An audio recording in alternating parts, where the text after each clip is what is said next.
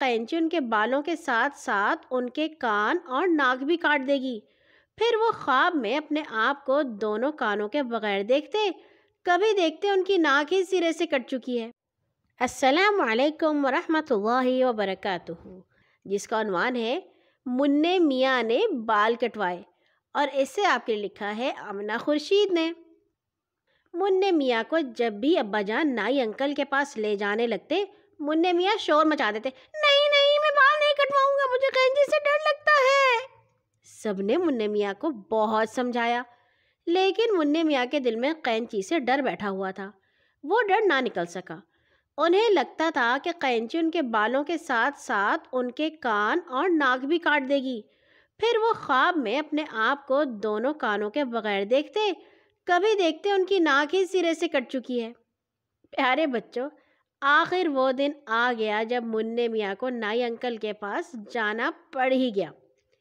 ہوا یہ کہ اس دن جب منّے میاں ابا کی انگلی پکڑے بازار سے واپس آ رہے تھے، تو ابا کی نظر نائی کی دکان پر پڑی۔ دکان خالی تھی اور نائی فارغ بیٹھا ہوا تھا۔ ابا جان نے سوچا، چلو منّے میاں کے بال ہی کٹوا لیتے ہیں۔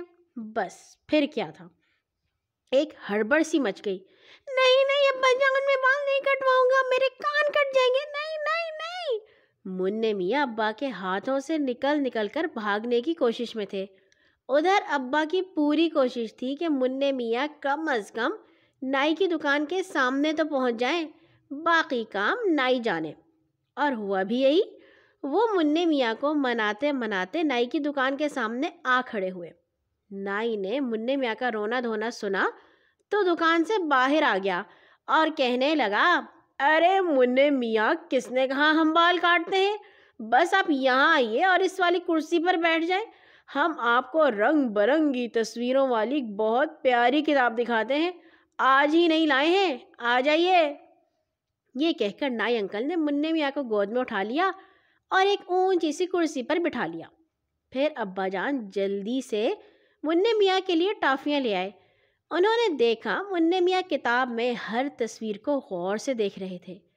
پھر نائی انکل نے کہا، یہ دیکھیں بیٹا، یہ ہے ببر شیر، اس کے بال دیکھیں کتنے بڑے بڑے اور سنہری ہیں، واہ واہ۔ اچھا اب یہ دیکھیں، یہ آ گئی ببر شیر کی خالہ، بلی مانو۔ منّے میاں نے نعرہ مارا اور غور سے بلی کی تصویر کو دیکھا۔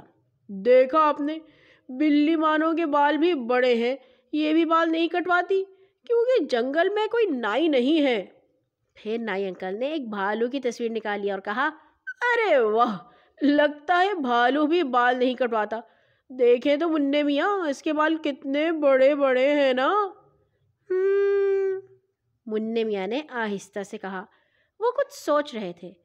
پھر وہ بولے، انکل جانور بال کیوں نہیں کٹواتے؟ اس لیے بیٹا کیونکہ ان کے لمبے بال ان کو سردی سے بچاتے ہیں، اگر ببر شیر یا بھالو کے اوپر بال نہ ہو تو وہ کتنا عجیب لگے۔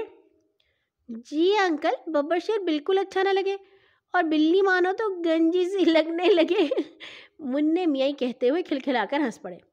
پھر نائی انکل نے کہا، ہاں منّے میاں، یہ سب جانور ہیں اور اللہ پاک نے ہمیں انسان بنایا ہے، کسی کو لڑکا کسی کو لڑکی، سب لڑکے بال کٹواتے ہیں، اور آپ کے بال تو بہت بڑے ہو گئے ہیں، اب بھی اگر آپ بال نہیں کٹوائیں گے تو آپ اپنی آپ ہی کی طرح لگنے لگیں گے، اوہ پھر تو آپ کے بالوں کی بھی 2 پونیاں بنانی پڑیں گی۔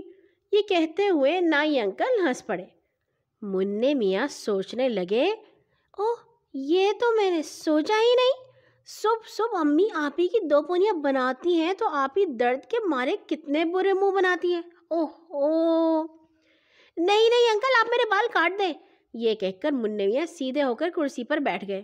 نائی انکل نے انہیں کپڑا اڑھایا جس کو منّے میاں نے اوپر کر کے کانوں تک کر لیا۔ تھوڑی دیر بعد جب منّے میاں نے اپنے آپ کو آئینے میں دیکھا تو انہیں اپنا آپ بہت اچھا لگا۔ پھر انہوں نے غور سے دیکھ کر پھر ہاتھ لگا لگا کر اپنے دونوں کانوں کو محسوس کیا۔ وہ بہت خوش ہوئے کیونکہ ان کے کان ابھی تک سلامت تھے، نائی انکل کی قینچی نے انہیں نہیں کاٹا تھا۔ ویسے بھی اگر نائی انکل کی قینچی سے کان کٹ جاتے ہوتے تو ابا جان کے کان کیسے سلامت ہوتے ابھی تک، ہے نا؟ آپ بھی دیکھیے گا کیا آپ کے گھر میں تو کسی کے کان نہیں کٹ گئے نائی انکل کی قینچی سے؟ کل آئیں گے انشاءاللہ ایک اور نئی کہانی کے ساتھ۔ اپنے ارد گرد کے لوگوں کا خیال رکھا کیجیے اور اپنے ارد گرد کی جگہ صاف رکھا کیجیے۔ اللہ حافظ۔